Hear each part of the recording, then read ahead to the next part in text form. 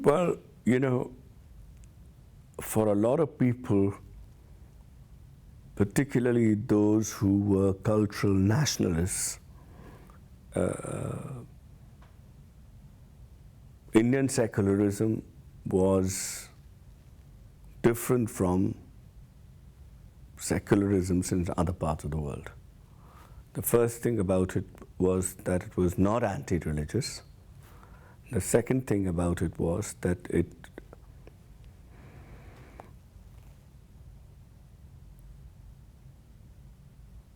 viewed the state in a positive role, positive in the sense that it was to promote and benefit all religions, more or less equally. Now that became the official, not the official, but one version which a lot of people tried to propagate as the Indian model of secularism. The terms that were used are still used, sarva dharma sambhava, which is equal respect for all religions, or treating all religions in the same respectful way. But that's a very misleading idea, and it's not in my view, it's not the truth about Indian secularism. Indian secularism has a very interesting way of looking at religion.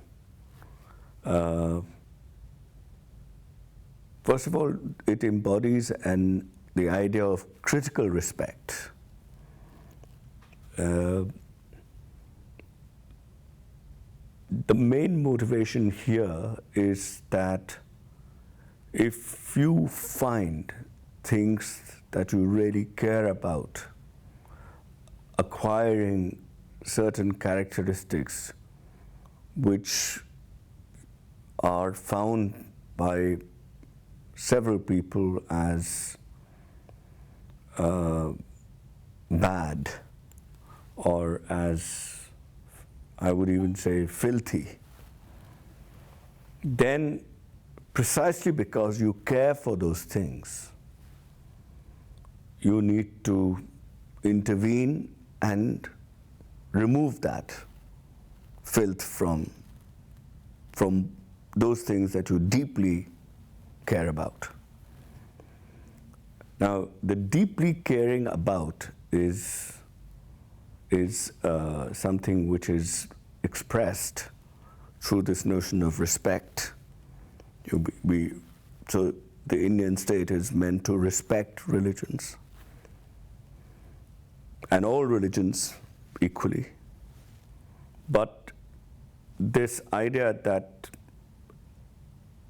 caring for something implies that when its health is not very good, you shall do something about it and restore it to its health, a good health, then that idea entails that you will intervene in it to change it, but changing it presupposes that you are able to notice what's wrong, and noticing what's wrong further presupposes that you have a slightly distant, critical attitude towards your religion.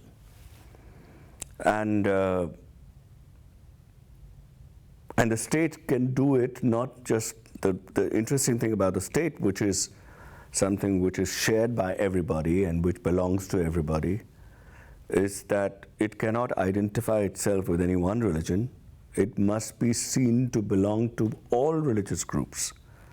And so its attitudes of critique and respect, or critical respect, should apply equally to all religious groups.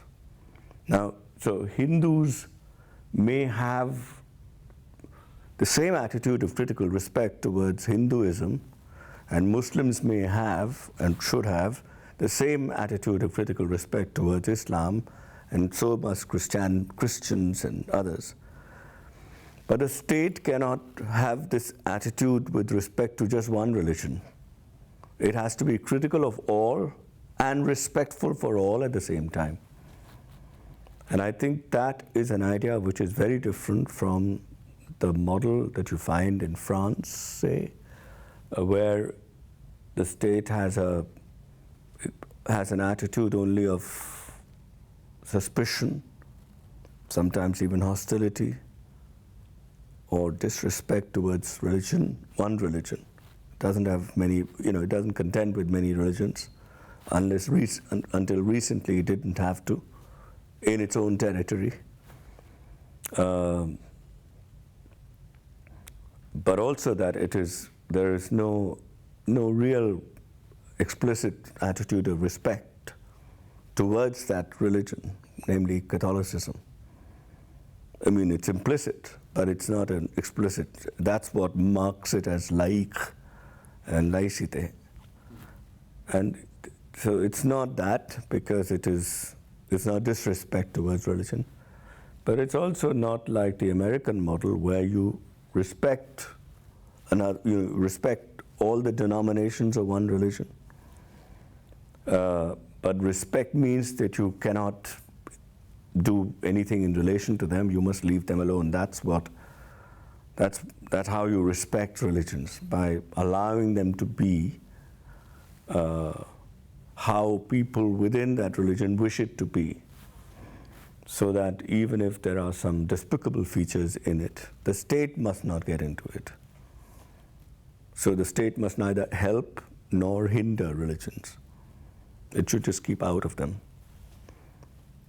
That's the kind of model that's a self-understanding that a very prominent, and I would say the dominant conception of secularism contains. Now, the Indian, as I said, is different from both of these. And the other thing which has to be remembered is that it's possible that in India, what in the West is called atheism was the orthodoxy. There was hardly anybody for more than 1,000 years. There was hardly anybody who believed in God. There were lots of traditions that not only did not believe in God, but did not even believe in gods. The Buddhists, the Jains, and they were dominant traditions. The Charavaks, I mean, even I would say the Upanishads, the idea of the Atman and the Brahman being identical is kind of, in a way, it's talking about a supreme self, which is both outside and inside you, and which is one. But very, very different from theistic notions. So I think if you take all of, and the Vedas also, they're very, as I explained, kind of enchanted secular world in the Vedas. So I would say that theism was heresy, and atheism was, if you're putting it in contemporary language, atheism was the orthodoxy. And if religions therefore include all philosophical views which do not believe in God or which do not believe in gods, and so equal respect for all religions would mean respecting all of this as well, because that's the orthodoxy. Now, that's not how a lot of people think of it today, but it would entail by, it's something which seems to jump to the eye. I mean, it's obvious that must have been the case, and that is the case today. Even today, nobody, I think, belief in God or belief in a particular God is not seen to be absolutely critical. Certainly has even the worst people will not say that a belief in God or belief in this God is necessary for your membership in the Hindu nation. That's not, nobody would say that.